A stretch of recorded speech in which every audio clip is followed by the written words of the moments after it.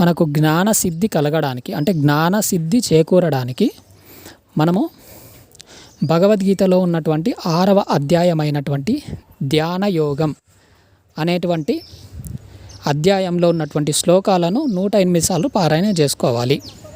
అంటే ఆ ధ్యాన యోగం అంటే 6వ అధ్యాయంలో ఉన్న శ్లోకాలన్నింటినీ కూడా చదివితే మనం ఒక్కసారి పారాయణ చేసినట్లు అవుతుంది. అట్లా 108 సార్లు పారాయణ చేయండి.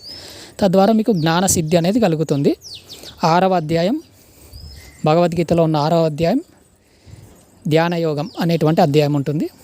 అందులో ఉన్నటువంటి శ్లోకాలను పారాయణం చేయండి. పారాయణ చేసేటప్పుడు ఎట్లాంటి నియమాలు పాటించాలి అనేది ఇంతకుముందు వీడియోలో పెట్టిన చూడండి. మీకు గీతా ప్రెస్ గోరఖ్పూర్ వాళ్ళ యొక్క బుక్ దొరుకుతుంది భగవద్గీతది, అది తెచ్చుకొని చదవండి. అంటే అందులో శ్లోకం ఉండాలి, పక్కనే తెలుగులో అర్థం ఉండాలి. అట్లాంటివి తెచ్చుకొని చదవండి. అంటే అర్థం కూడా ఒకసారి తెలుసుకోండి, ఆ శ్లోకానికి సంబంధించి. కానీ 108 సార్లు పారాయణ మాత్రం శ్లోకాలే చేయండి. శ్లోకాలు చేస్తేనే మీకు ఫలితం అనేది వస్తుందన్నమాట.